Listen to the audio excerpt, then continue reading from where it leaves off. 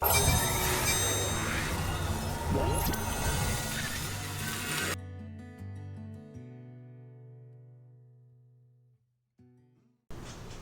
touch on this George Floyd thing here, um, a couple people feel as though he was a criminal. I'm assuming he was, since he was in and out of jail. There's so many things to be said about this. But what I'm gonna do is I'm going to read I think something I wrote on and somebody's post on Instagram, and it's not just about George Floyd. It's about Tiana Taylor, this other guy named Jacob Blake, and Dante Wright. Okay, suggesting that they were criminals. They were all criminals. But this is what I wrote under the post. Well, they were suggesting that they were all criminals, and so, you know, and so we shouldn't feel for them because they died from racism, and they died from potential racism, because it is true that sometimes race in and of itself is not the thing that is playing the biggest part in some of these police brutality, perceived, should I say, racist interaction between the police and these people. But racism will always, and race will always be a factor. It's to what degree it's a factor. But this is what I wrote. How does this mean, quote, how does this mean that their deaths were not racially motivated? And how does this mean that their killers did not mean to kill them? The biggest issue should not be if these people were good or not. It should be that these were people who were affected by a kind of racism that can also affect the innocent. When these police officers were interacting with these people, most of the time they don't learn about their criminal backgrounds till after the interaction. It's so cold. It's so cold that we can only feel bad. We could only feel something for people who we believe are innocent. The first point I was making is, you know, these people being affected by being killed or shot by the police because they're criminals, we shouldn't care. To me, it's a very sick kind of a very sick kind of a sociopathic thing, you know. It's a very sick thing. And so my first point was, how does this mean that it wasn't racially motivated? Like I said before I read this thing, that there's no way to tell that race was the biggest part of what motivated those things. But at the same time, there's no way to tell that it's not. And race will always be a factor, because when you're interacting with somebody of another race, race becomes a factor, because we are socialized to be racist. Okay, we are socialized to see race. We see race. And so I will never be able to interact with an Asian person without seeing Asian. And so in my mind, whatever thing is coming at me related to the interaction, you know, I'm going to remember that this person is Asian, and his Asianness is going to play a part in how I feel about the whole situation. It's not possible to interact with people of other races without race tension becoming a factor. It will. Especially nowadays. So whether George Floyd, for example, whether Derek Chauvin or whatever his name is, and those police officers, whether it was the biggest issue that motivated his murder was race or not, race is still a factor, because that guy knew that this guy was a black guy. his knee in his neck. He knew race would be a factor. When he know race is a factor, and he felt it. Okay, but this doesn't mean that he shouldn't do his job because race is a factor. It doesn't mean that he shouldn't, because I mean police officers arrest people. It doesn't mean that he should not arrest black people or do whatever job they need to do involving black criminals because race is a factor. He still has to do his job. But what I'm saying is because there's no way to know that race was not a big factor. You know, for the same reason that there's no way to know that it was a big factor. But it's still going to be a factor. As to what degree it's a factor. Okay? And my next point is, how did this mean that that these police officers did not mean to kill these people? We don't know that. We don't know that they didn't mean to kill them. You know, the same reason we don't know that race wasn't a big factor. Maybe in certain situations race was not a big factor and they didn't mean to kill them, but these police officers are human beings and they're not perfect. But at the same time, in some situations, there's no way to know that these police officers didn't mean to kill these people. There's police officers who are in the Ku Klux Klan. There's police officers who are neo-Nazis and there's all kind of people involved in all kinds of shit. Not all police officers have bad intentions, but not all of them have good intentions.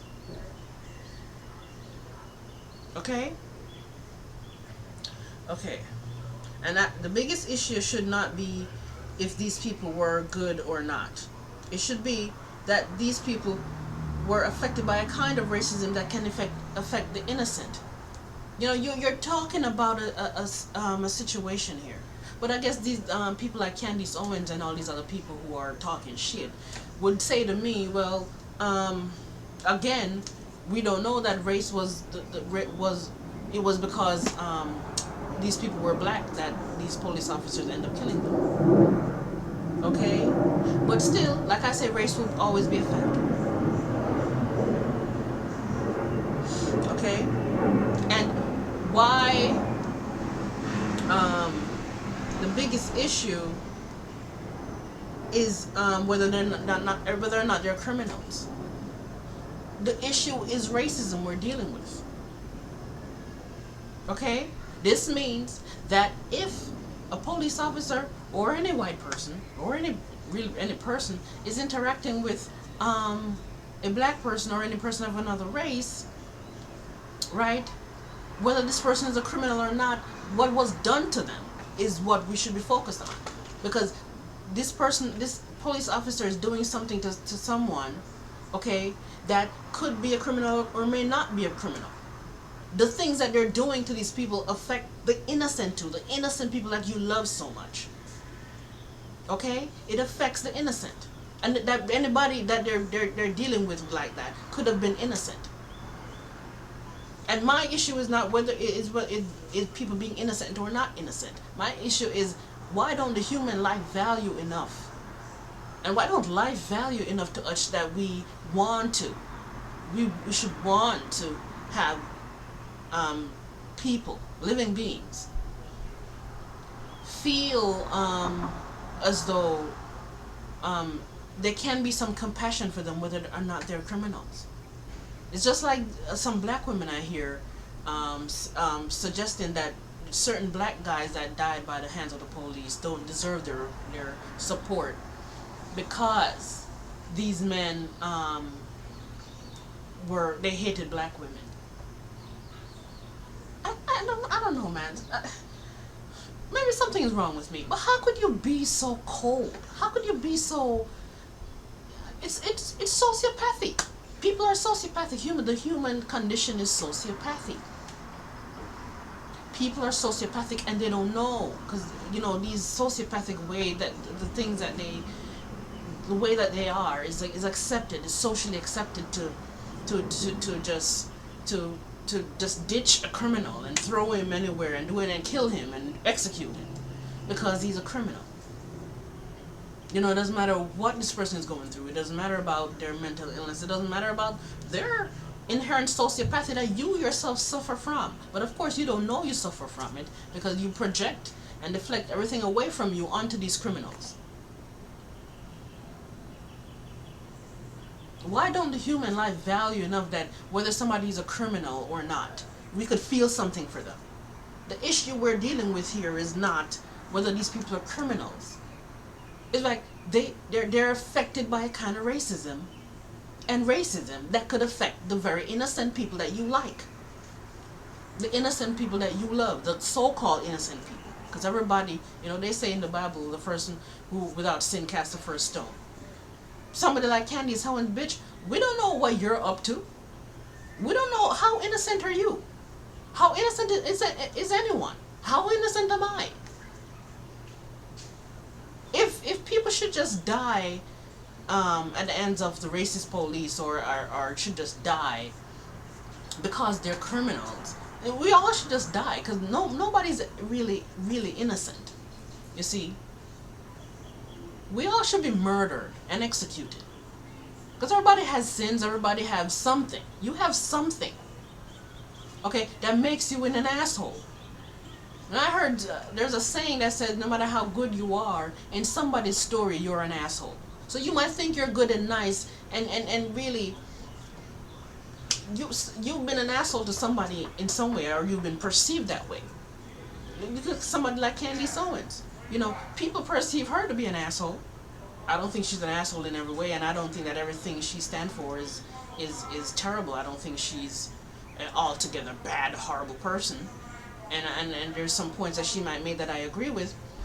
Still, the perception that people have of her is not necessarily her being good or nice. And so she perceives other people as not good and not nice. So these people deserve to die. You know, that guy deserved to have somebody's neck in his somebody's knee in his neck and die in 9 minutes. Just because he did some horrible things to some other people, to some horrible people, to some people, to some other people that we don't know for sure didn't do also horrible things to other people. How do you know that the women that he held with a gun, how you know she's not a criminal herself? Okay? How do you know this? You don't know. You know, people become drug dealers. People become, you know, and some of these very white people that you're Candace Owens, you are defending. Some of them are the most. It's not even defending. It's like you're just I don't know. For the most part, people like you and Jesse Lee Peterson, you know, white people could do no wrong for you. And some of these people, for example, you're looking at a criminal that sells drugs, and he's a criminal that sells drugs. If he dies by the police, oh well. Yeah, but some of your white friends, they snort coke. Nobody do coke like white people. Why is the person dealing the coke is so much less virtuous than the person taking the coke? Okay? There's all kind of criminals everywhere, and all kind of some things aren't considered criminal, but they're still sins in the eyes of in like the Bible or for Christians. And most of these conservative people like Candace Owens and any conservative person from the conservative party, you know, they're religious, so you know, they're all about being Christians, most of them. So a crime and a sin is kind of like they are akin to one another. Next point I made is that when these police officers are interacting with these people, most of the time they don't know and they don't learn about their criminal backgrounds until after the interaction. So most of the times, Not all the time. Most of the times, when you're dealing with, when you're a police officer dealing with a criminal, um, you don't know that you're dealing with a criminal. Wait, after you shot that guy, you don't find out about his criminal background until after. Okay? So as far as that police officer is concerned, most of the people they interact with, most people they shoot, are innocent. Well, up until that whatever crime they were doing. Um, the criminal background, the long criminal history. This is what this post here on this guy is talking about, a long criminal history that somebody like George Floyd has. Now, when George Floyd was doing that one thing that caused him to have the interaction with Derek Chauvin, in that moment, Derek Chauvin knows he's somewhat of a criminal, but he don't know about his long criminal background. So, you talking about a long criminal background of these people,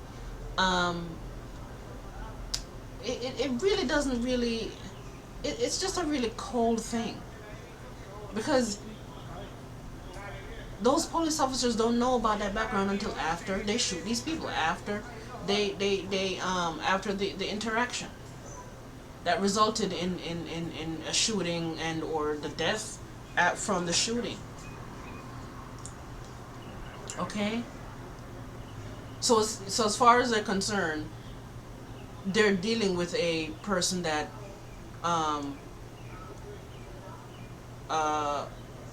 other than the crime that they're doing in the moment that they got shot, as far as they know, that they're dealing with an innocent person, a mostly innocent person. They don't know about the multiple crimes that they have done before. Most of the time, most of the people police officers interact with on the street, they are seeing them for the first time. Most of the people, not all, but most of them, you know. Sometimes they run up into the same criminals over and over because criminals tend to repeat their crimes or whatever, and tend to do criminal things repeatedly. But for the most part, most of the people they interact with, they're seeing them for the most time. So they don't know about the long criminal history until after they got shot, until after they shoot them. So I just something I want to say and I can't put it into words right now. What do these people deserve if the criminal background is what should be somewhat of a determining factor that somehow should say that they are deserving of whatever is done to them. You know, if that's the case, you know, how would the police officer know that beforehand? Because most people they interact with, they're interacting with for the first time. People like you, Candace Owens, and all these other people who you have no compassion for, people who were criminals, that got shot by the police. It's not about, you're not trying to somehow show that these police were kind of innocent or that it's not involving racism. It's just that you have an agenda. You have a fear of losing the white clout. You know, you have a fear of losing the white people you want to be around. Okay, and you have to make sure you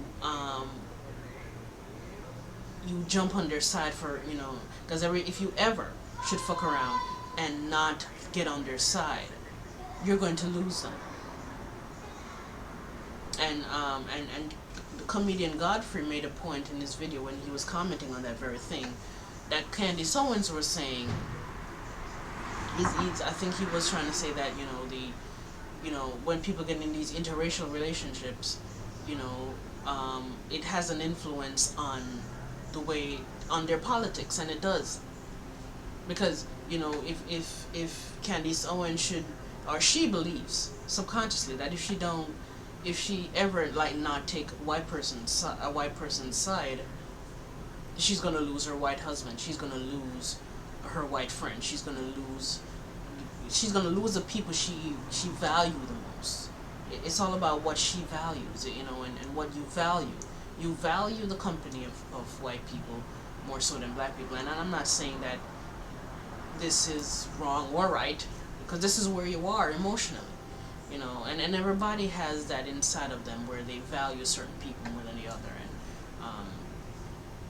and that's just, that's where people are, um, it's just you value white people so more than black people. And I'm not saying you're a bad person for this. It's just, it's where you are, and you cannot afford to lose the people you value, because somehow it means that you're losing yourself, because it's like you see yourself in them, and you're losing the part of you that you want to be white, because you want most of your interactions to be around white people. And it's not wrong for you to have that preference, okay? It's just that so much of of what is birthed from you, and people like you, having this preference that is backed up. It's one thing to have a preference, nothing wrong with having a preference, that is backed up by so much so much negative perception and self-hatred of your own kind, of your own people.